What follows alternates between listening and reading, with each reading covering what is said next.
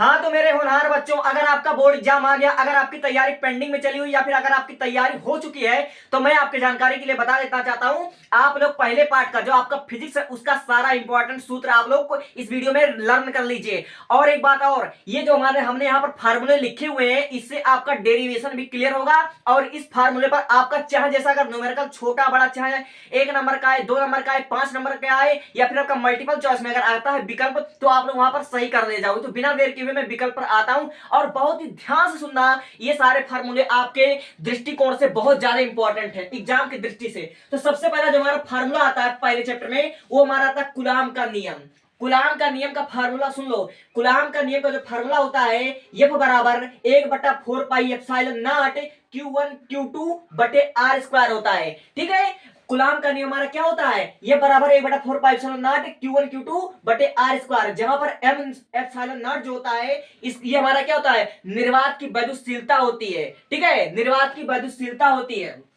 अब देखो, यदि माध्यम में हो, यदि आपको न्यूमेरिकल में कूलाम के नियम पर वो न्यूमेरिकल लगेगा, लेकिन अगर वो आपको कोई माध्यम भी उसमें दिया हुआ है, तो आप उसके स्थान पर ये वाला फार्मूला लगाओगे। F बराबर 1/4πε0 के Q1 Q2 बटे R स्क्वायर। ठीक है, ये हमारा क्या है, एप्सिलॉन है, निर्वात की वैद्युतशीलता है, और के हमारा क्या है, के हमारा परावैद्युतांक है। ठीक है, तो आपको चीजें क्लियर हो रही होंगी। और देखिए, विद्युत क्षेत्र का मात्रक, कभी कभी आपको न्यूमेरिकल के साथ एक परिभाषा लिया होता है, जिसे कि विद्युत द्विध्रुव आघूर्ण का परिभाषा दीजिए या विद्युत क्षेत्र का भी आप परिभाषा दीजिए। तो वहां पर आप देख सकते हैं कि विद्युत क्षेत्र का जो हमारा फार्मूला होता है, वह E बराबर होता है F/Q0 होता है। ठीक है, विद्युत क्षेत्र का फार्मूला क्या होता है, E बराबर F/Q0 होता है। अब देखिए, बिंदु आवेश के कारण वैद्युत क्षेत्र की तीव्रता, ये वाला आपका जो डेरिवेशन है बहुत ही मोस्ट इंपॉर्टेंट है। बिंदु आवेश के कारण वैद्युत क्षेत्र की तीव्रता आपके बोर्ड एग्जाम 2026 में आने की गारंटी है। अगर ये ना आए तो इस पर एक न्यूमेरिकल आ जाएगा, लेकिन इस वाले सूत्र को आप बहुत अच्छे से देख लीजिए। तो बिंदु आवेश के कारण वैद्युत क्षेत्र की जो तीव्रता होती है, E बराबर 1/4πε0 Q/R स्क्वायर होता है। ठीक है, Q/R स्क्वायर होता है, ये आपका बिंदु आवेश के कारण वैद्युत क्षेत्र की तीव्रता होती है। इस वाले फार्मूले को आप लोग कॉपी में नोट कर लीजिए, ये आपके बहुत इंपॉर्टेंट है। अब देखिए, रेखीय घनत्व आवेश, देखिए आपके मल्टीपल चॉइस में या कहीं की आपको परिभाषा ही पूछनी होती है कि रेखीय घनत्व आवेश क्या होता है, पृष्ठीय घनत्व आवेश क्या होता है, आयतन आवेश घनत्व क्या होता है। तो ये छोटे छोटे फार्मूले से आप चूक ना जाएं, इसलिए आप यहाँ पर इसको देख लीजिए। जो हमारा रेखीय घनत्व आवेश होता है, वो हमारा होता है लेमडा बराबर Q/L। ठीक है, लेमडा बराबर Q/L, जहां पर ये हमारा है क्या है, ये तरंगदैर्घ्य है, और ये आवेश है, और ये हमारा लंबाई है। और पृष्ठीय आवेश घनत्व ये हमारा होता है सिग्मा बराबर Q/A होता है। ठीक है, और साथ ही साथ इसका मात्रक भी देखते चलिए। रेखीय आवेश घनत्व का जो मात्रक होता है वह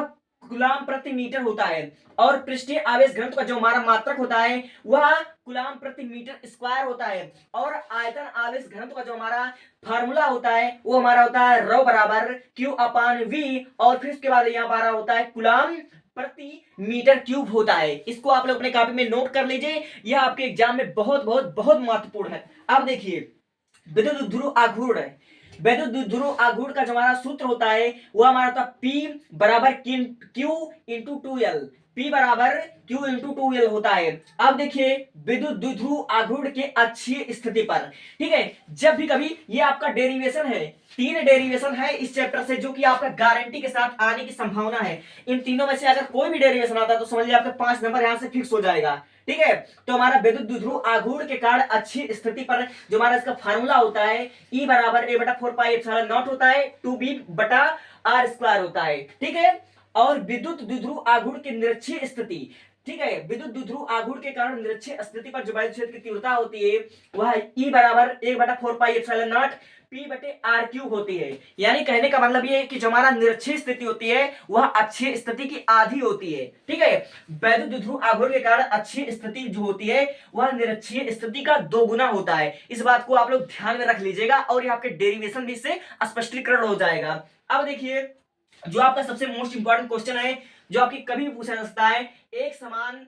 विद्युत क्षेत्र है, विद्युत पर बल युग्म आघूर्ण का जो हमारा सूत्र होता है, वो हमारा होता है टाउ बराबर Pe sin थीटा होता है। टाउ बराबर Pe sin थीटा होता है। और आपके 1 नंबर विकल्प में पूछा जा सकता है, ठीक है। जैसे कि अगर यह वेक्टर फॉर्म में अगर पूछा जाए तो इसका होता है वेक्टर लगा देते हैं, टाउ बराबर p इंटू ई, तो टाउ बराबर क्या हो जाएगा vector p into vector E हो जाएगा, सब पर वेक्टर लगा देंगे। और विद्युत फलक का कभी कभी परिभाषा पूछा जा सकता है, इसका जो हमारा फार्मूला होता है वो हमारा होता है फाई बराबर ई ए कॉस थीटा, और इसका वेक्टर रूप अगर आप लोग पूछो तो इसका हो जाएगा vector vector e vector phi बराबर vector e into vector a हो जाएगा। और गॉस का प्रमेय ये हमारा हो जाएगा क्या, फाई बराबर क्यू अपान एप्सिलॉन नॉट। ठीक है, तो आई होप की चीजें आपको क्लियर हो गई होगी। ये 5 मिनट की वीडियो में बस केवल आपको इतना फार्मूला बताना था, और यह आपके पॉइंट ऑफ एग्जाम्स की दृष्टि से बहुत ही महत्वपूर्ण है। तो इसको आप लोग क्या कर लीजिए, नोट कर लीजिए, इसको लर्न कीजिए, और इससे आपका बहुत हेल्प मिलेगी, ऐसा मैं आशा करता हूं।